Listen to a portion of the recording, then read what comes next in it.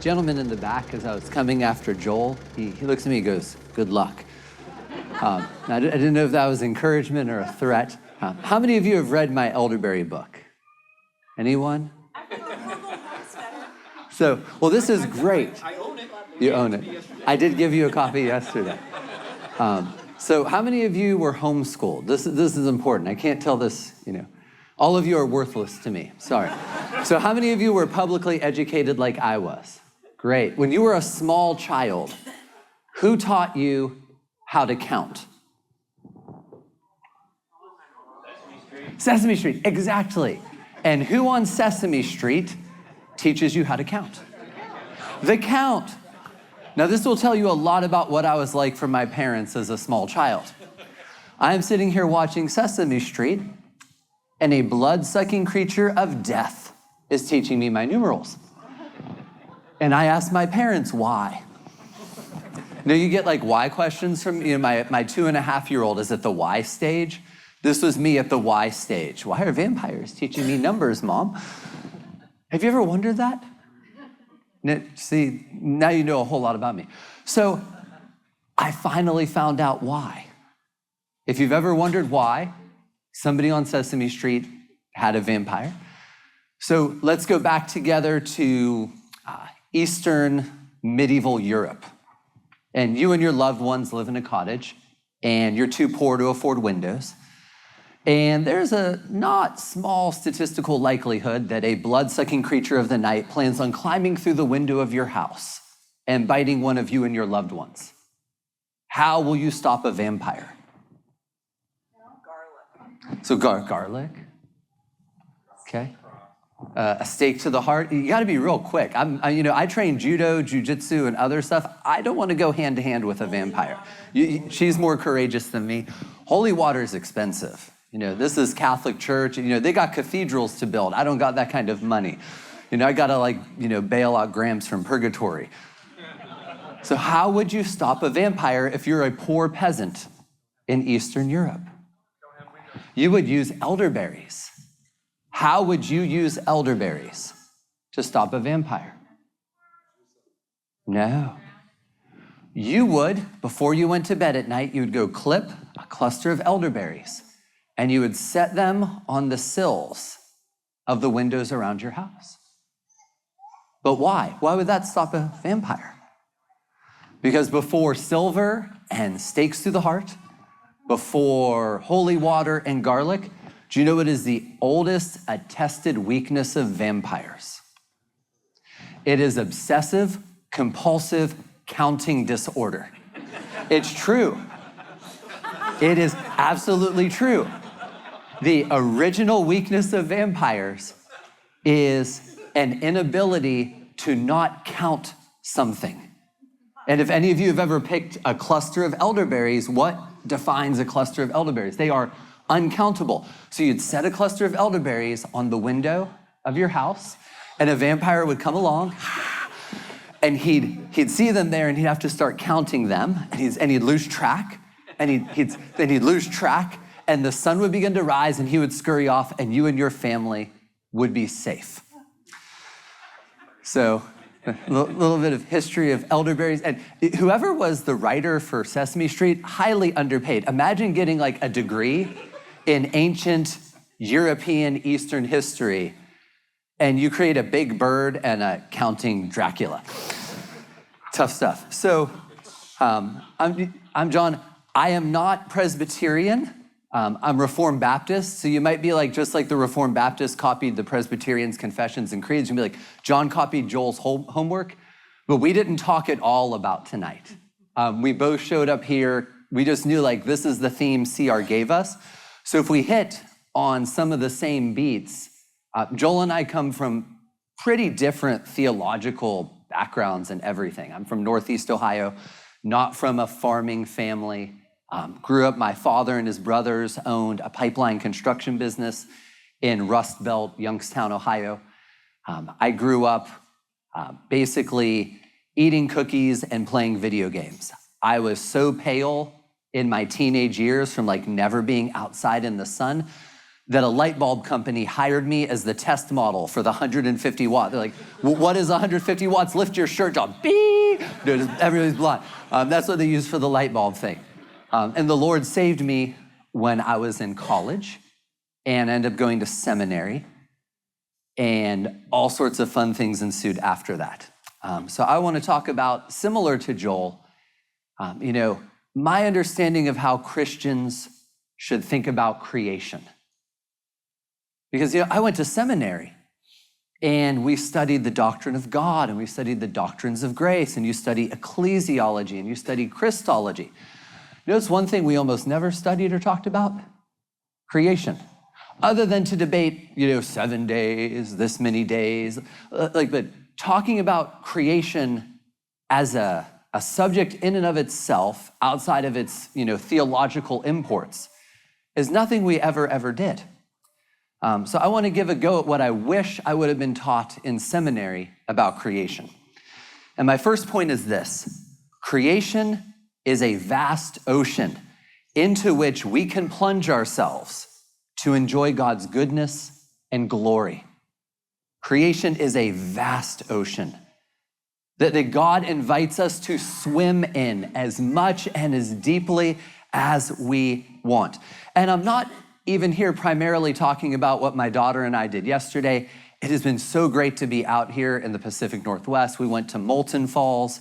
Yesterday afternoon, we went to Multnomah Falls and went hiking in that part of the Columbia River Gorge.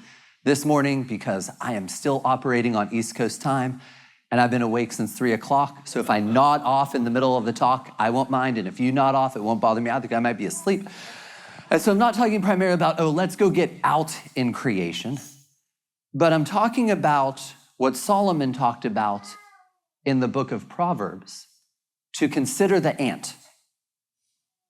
You ever stop and think about how ridiculous this is that Solomon says this?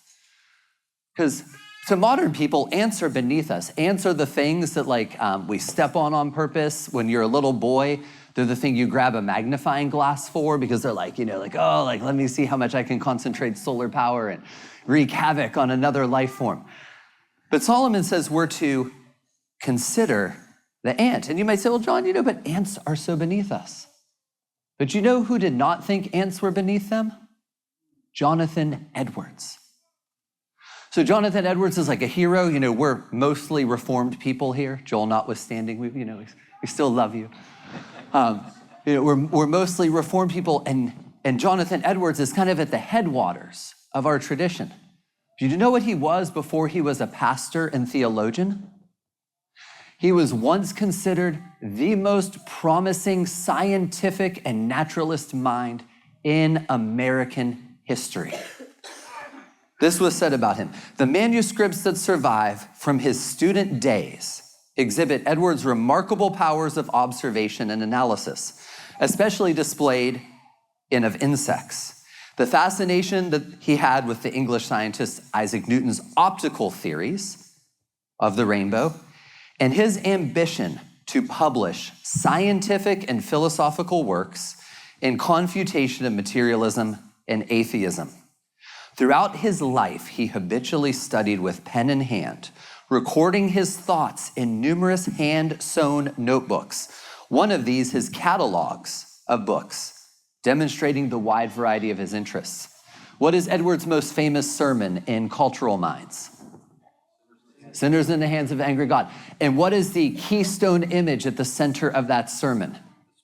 So, do you know what inspired his use of spiders in that sermon? He wrote an entire scientific treatise on New England spiders before he became a pastor. Edwards did not see ants as being beneath him. Indeed, he saw ants and similar things in creation as being a gateway or doorway to understanding God's goodness and his glory. And it saddens me because we've lost so much of this in the Christian church. One of the best examples of this I've seen by a modern Christian is by Pastor John Piper, and it's on rain. And I want to take a minute to read it to you. God does great and unsearchable things, wonders without number. He gives rain on the earth. In Job's mind, rain really is one of the great unsearchable wonders that God does. So when I read this a few weeks ago, I resolved not to treat it as a meaningless pop musical lyric.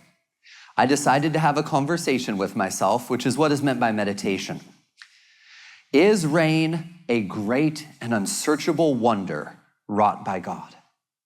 Picture yourself as a farmer in the Near East, far from any lake or stream.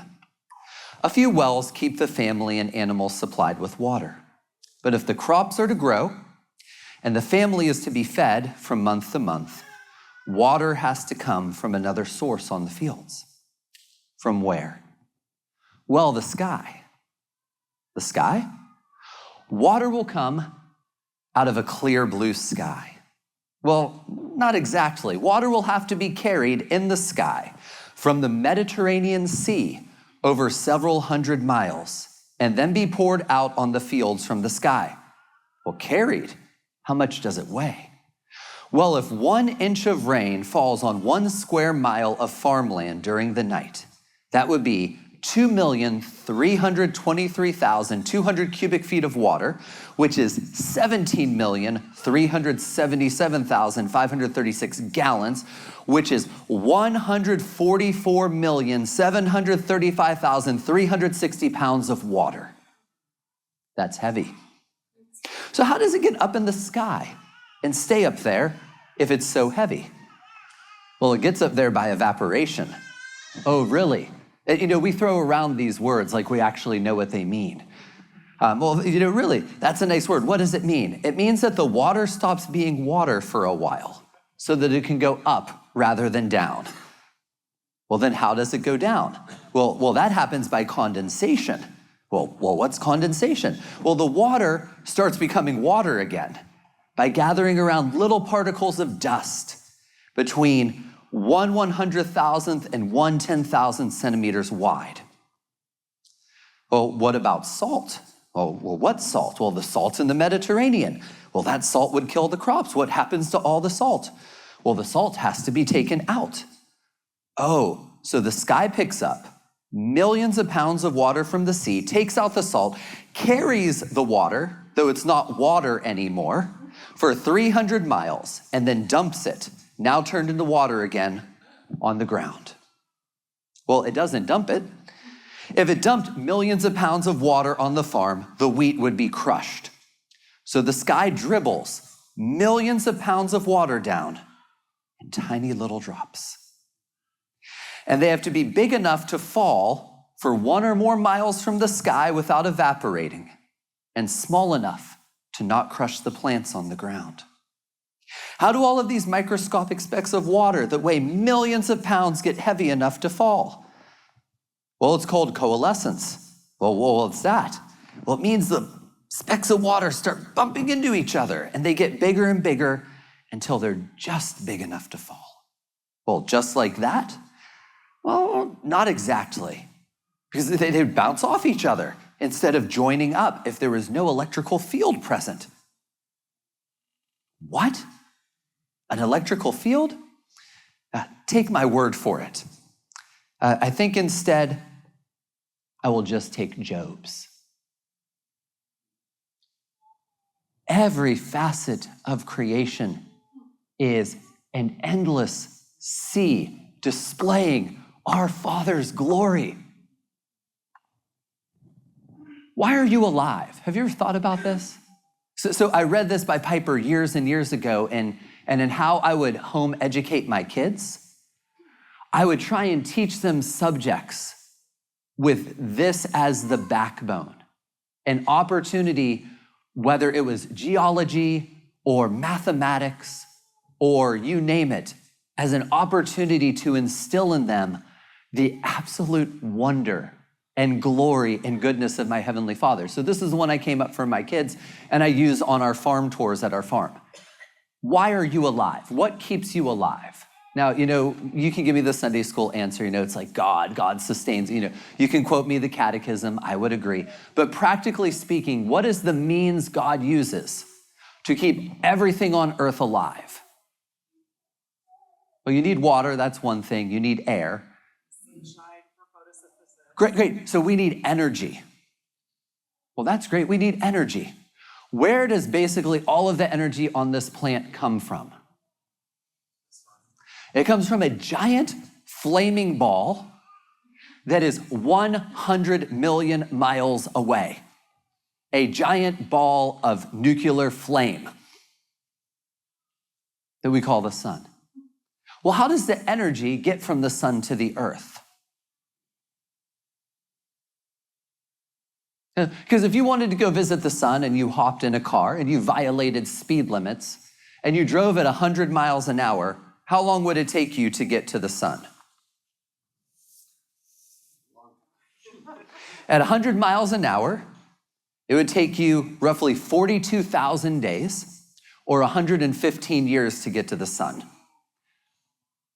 The sun sends invisible waves of energy 1 million miles across solar system in 8 minutes. How much energy does the sun hit the earth with every day? Anybody know? Every single day the earth is bathed in 173,000 terawatts of energy. That means something to Camden, probably no one else in here. That's a number too big. To give you an idea though, that is 10,000 times the entire energy usage of the planet in a single year. So the earth is bathed in an unfathomable amount of energy that invisibly travels across 100 million miles of cosmos, and it hits our little planet. And do you know what it does to everything it hits? It warms it up, and most things it hits, it kills. Almost every single thing in the created order, when the sun hits it, if it sits it for any amount of time, it causes it to degrade, to break down. So you know, like, why does your car paint fade? Why do plastic things become brittle? Almost everything on the earth, if it is hit by direct sunlight, soil. Joel and I talk about this a lot in our talks. This is why bare soil is so bad. Because when direct sunlight hits bare soil, it destroys the soil. It cooks out the carbon, it cooks out the nitrogen, it kills the microscopic life that holds the soil together. Everything except for one thing. What is the one thing on this planet that can actually do something productive with the sun? Everything like this. Every little plant like this. These are basically the only things on the entire planet that can take incoming solar energy and they can turn it into what? They can turn it into sugar. Sugar, and you know, moms are going, no, don't mention sugar. Just getting over Halloween. Plants can turn it into sugar. Nothing else can, you know, now obviously like we have some modern technology now, we found some ways to finally, but those aren't sustainable compared to this. We don't have to strip mine half of China for rare earth minerals to turn solar energy into something we can use because God provided something already. So you have all of these little plants that can convert solar energy into sugar. But you know what the plants can't do? You know the problem the plants have? Is sugar the only thing a plant needs to grow? They need minerals. But you know what the problem a plant has is? They can't get the minerals. Do you know this? Yeah, I don't even know who she is. I don't know almost any of you. So, and those of you I've met, I can't remember your names because I'm so jet lagged. So yeah, the plants cannot get anything out of the soil. So we have soil, and in the soil there's carbon, and there's water, and there's nitrogen, and there's calcium, and phosphorus, and magnesium, and all of these elements that God created. And the plant, and all the elements are like MC Hammer. Do, can't touch this. Because they can't. They can't get the elements out of the soil. So the plants store some of the sugar, but you know what they do with a lot of the sugar? They push it down onto the tips of their roots. And in a stock exchange that makes Wall Street look insignificant, Plants at their roots trade sugar, which is the basis of all energy, the rest of the way back up the pyramid, right to what you and I eat. They trade that sugar with bacteria and other soil microbes. And that is why we are alive. That is the means that God appointed to sustain life on the planet. Isn't that amazing? Isn't that, when you hear Paul says, God does, mysterious, unspeakable, unimaginable, unfathomable things. Isn't that amazing? Every subject is like this. Creation is this endless, vast ocean that displays God's goodness. And we could go on with this. There's a video on YouTube by Veritaserum, which is like a knowledge channel, on trees, about how water gets to the top of trees. It's not how you think. You should go watch the video. We could spend every day of our entire lives talking about one sliver, one slice of creation, and be completely overwhelmed every day, day after day, until we die with God's glory and goodness. And most educators, including Christian educators, bore themselves and their children to death when they teach their children these things. Let's talk about clouds today. Well, there's cirrus clouds and cumulonimbus clouds, and your kids are like half asleep. Tell your kids that a cloud, say this to a little boy, that cloud weighs enough to crush our house if it fell from the sky right now, because it does. Let the way we educate people, let the way we look at creation overwhelm us with God's glory. I had to fly out here first time I flew in 8 years. Because the last few times I flew, I said some things to TSA that almost got me on a watch list. I had to take a break, seek counseling, did a little bit better this time. But I get on the plane. And the first thing almost everybody on our plane did was close their windows. And they're bringing up TikTok on their phone, and they're watching some idiot 14-year-old be like, ah.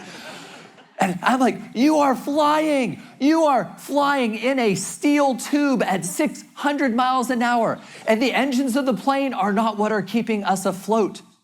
The air acts like water when you fly, and there's this differential thing called pressure because of the air moving, and it lifts the plane, and it is why you are hanging in the sky. I'm like, are you not overwhelmed? I'm like, you're on TikTok. But why should they be overwhelmed by God's glory? Because most Christians are not. Most Christians I meet are underwhelmed by God's glory, no matter how many times they recite the first question of the Westminster Catechism. And it broke my heart as a seminary student. It broke my heart as a father going to like homeschool groups and other places and seeing Christian education. Because Christian education creation is meant to just envelop us in the goodness and glory of God. So my second point is those who love the Creator should love his creation more, not less than others. I'm not going to belabor this because Joel hit on this a bunch earlier. But when I was in seminary, again, I didn't grow up Christian. I grew up Catholic. And the only reason I went to Mass is because I would get paid because I was an altar boy. And so I could wear shorts and stuff under my cassock and I could take naps. So I just didn't know anything about this world. So I go to seminary, I begin to read books, and I fall in love with Francis Schaeffer. And I read everything Schaeffer wrote, everything. And if you've ever read all of Schaeffer, one of his predominant themes is ecology. L'Abri, one reason L'Abri was built the way it was is L'Abri was a living ecological entity. He wanted people to collect eggs from living chickens pecking around the garden and then sit down at a table with fresh, real flowers. And from that context, he would share Christ with them. You cannot separate the relational, creational context of L'Abri and Schaeffer's apologetic from his philosophical, theological, other arguments. So I'm at seminary, I fall in love with Schaeffer, I read everything he has, and the seminary I went to, they decided to devote an entire journal to the life and work of Francis Schaeffer, an entire journal of the quarterly journal. And I'm like, I am so excited. I've never been more excited to get the seminary journal than this journal. And the journal comes out, and there is not once in a single article, a single word on a single page, a single mention of creation or ecology and how it fit into Schaeffer's view. Not one. And it's really simple because it's what Schaeffer himself noted. Pagans love creation and Christians hate it. It's just true. That was Schaeffer's kind of conclusion after traveling the West. He's just like, pagans love creation and Christians hate it. And it's a hard label to break, because if you look at history, which Joel has done some, it has largely been an accurate assessment of how Christian traditions in the West, especially post-industrial revolution, have related to creation and its other inhabitants. But it's definitely not how God sees creation. God loves creation. We like to quote Matthew, Jesus trying to assuage his disciples, says, aren't sparrows sold for a couple pennies? And yet, not one falls to the ground apart from your Father's will. That's how much God cares about a sparrow. Later on, saying, trying to assuage his disciples worrying about things. Why are you worried about your clothes? Why are you worried about, what you'll eat, what you'll drink? He goes, well, consider the lilies of the field. Solomon, in all of his splendor, and our church recently is preaching through, the books with Solomon, because Solomon's kingdom, at its greatest extent, at its peak, was probably one of the greatest foretastes of Christ's coming kingdom that anyone on earth would ever have experienced. Solomon's kingdom was a little glimpse, a foretaste of what Christ's eternal glorious kingdom is going to be like. So Christ is looking back on Solomon, who's one of the greatest, foreshadowing of the kingdom to come human has ever seen. He says, Solomon, in all of his glory, all of the greatest day of the greatest weather of whatever of Solomon's kingdom, the best, he doesn't even come close to a single one of these lilies. That's how much God loves creation. And Christians tend to not. And it just always puzzled me.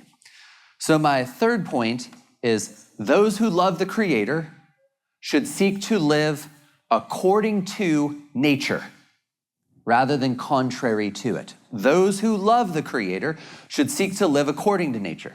And yes, I am purposely echoing the book of Romans here, because this is Paul's argument in Romans chapter 1. This is kind of one of the core things at the heart of the opening of the book of Romans. After the introduction, Paul says, for the wrath of God is revealed from heaven against all unrighteousness of man. And then he begins to go down the line. And in the midst of that argument, he uses a phrase, which CR and I were talking about earlier, was a pretty literary common phrase for the milieu of Paul's day, being, contrary to nature. And so Paul is looking at sin, looking at human behavior, and he basically argues in the book of Romans, you can look and see that are things that are according to nature, things that are in accord with nature, and there are things that are contrary to nature. And people who do things that are contrary to nature show that they are contrary to the Creator of nature. That's his argument there. And we're very quick, like with transgender nonsense. You remember that airplane commercial? Where there's this one airline that was like trying to be all woke, and they had a commercial with the seat belts for on the airplane, and it said, it doesn't matter which way you click for that air. Have any of you seen this air? It was hilarious because they got roasted on social and stuff. But they had 3 seat belts, but only one of them works because only one of them is according to the nature of the seat belt. And so we as Christians, we're just so quick to be like, well, like transgenderism, it's so contrary to nature, while we are like sucking liquefied semi-cheese goo out of an aerosol can at 3 a.m. while binge watching Netflix. And they're like, you're not a serious person. Yeah.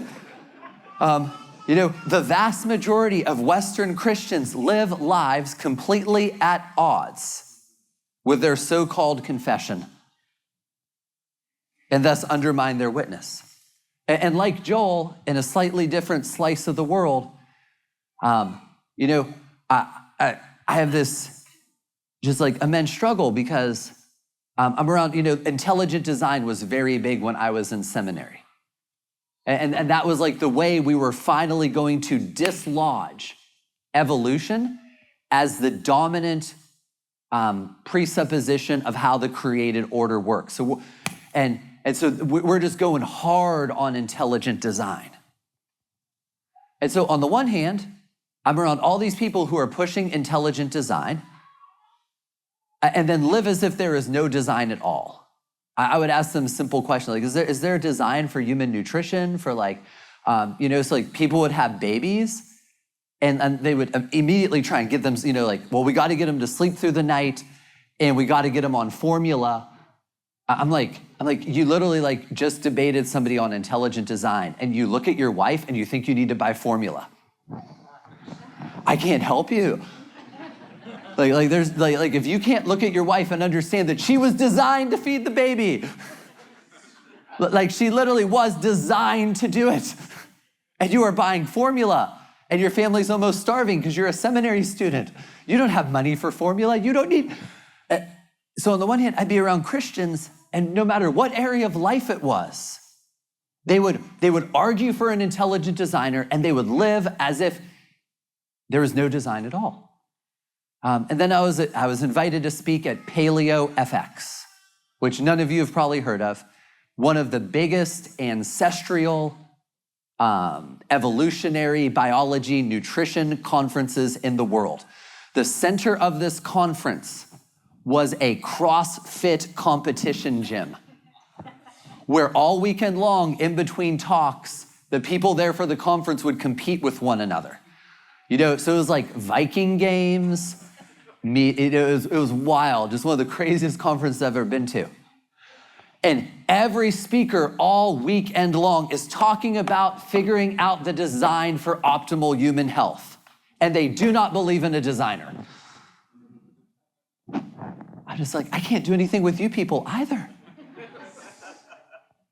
So I gave my talk, and all these people after my talk come up to me and they're like, you're a Christian.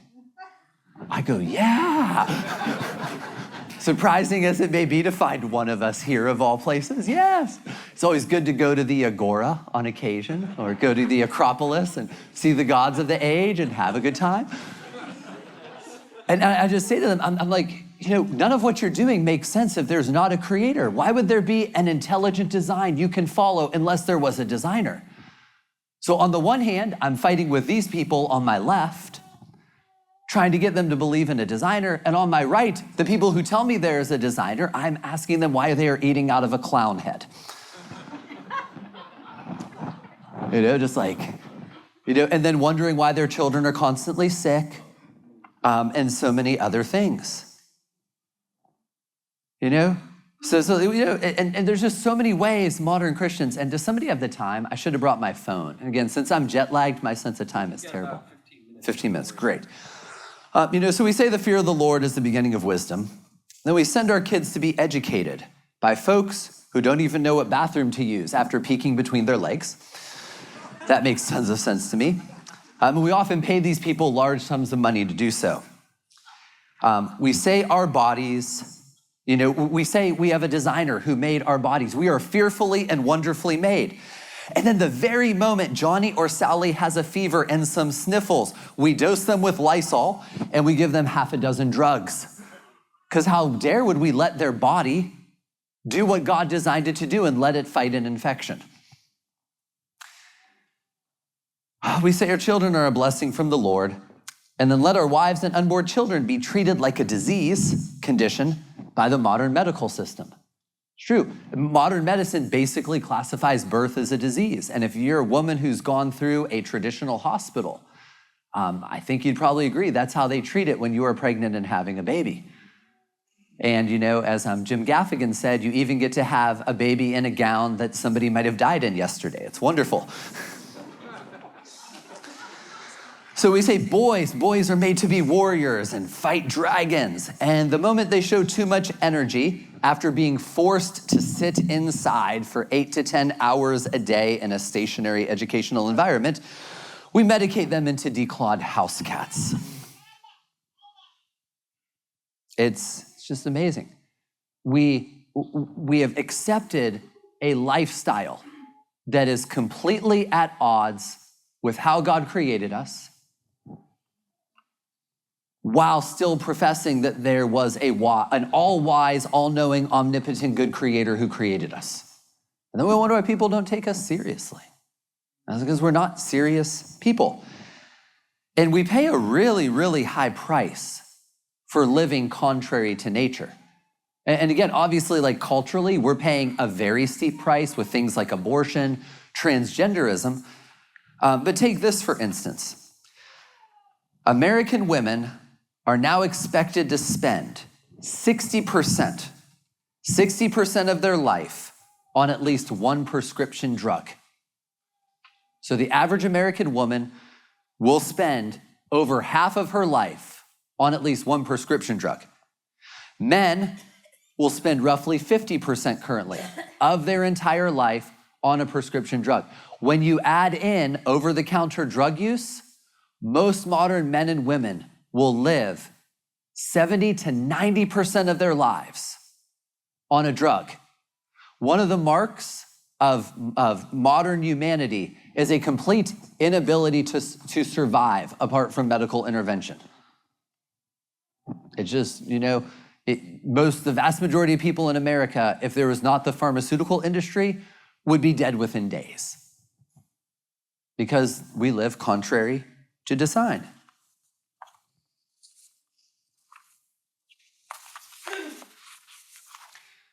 So we say God gave us the greater and lesser lights. And then we avoid the greater light by locking ourselves indoor all day in cubicles and similar environments. And if that wasn't enough, we blot out the lesser lights by night with artificial light. And I just want to say, Sarah, wherever you are, may you be may everyone rise up and call you blessed for putting light blocking curtains in the condo that I'm staying in so I could get some sleep. So it's just amazing. You look at just all the choices we make, they are contrary to nature in so many different ways. And then we pay for it with ill health and other things. I had breakfast yesterday with Gabriel, who's somewhere here, and he might have fallen over in his chair because he had his wisdom teeth out this morning. He's like, yeah, man, I got to go have my wisdom teeth out. And we started talking about it. What did people do before dentists who could remove teeth from their heads? Do you really think God? Because how many of you still have your wisdom teeth? So there's a few of you. You have good genetic stock in here. But have you ever wondered why it's like 80 to 90% of modern people have to have their wisdom teeth out? You're a Weston A. Price person, aren't you? You are. You have to be. You're a dentist? Oh, goodness.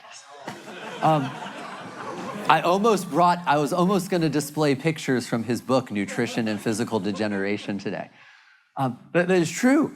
So why do you have to have wisdom? Literally, do you think God messed up when he created those teeth?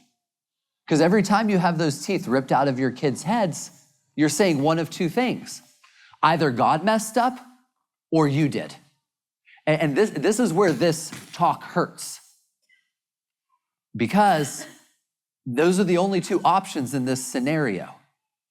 Either God messed up and those teeth were superfluous and we have to pay large amounts of money to sedate our children to rip the teeth out of the head because God designed a human body that does not have space for those teeth. Or we messed up And that's why there's not space in our children's mouth for those teeth. And that's one reason I think Christians are so slow to take responsibility in this area, because it hurts. When you realize that your health problems and your children's health problems and so many things are the result of your choices, not just cosmic chance, not just genetic roulette, that's humbling, that hurts.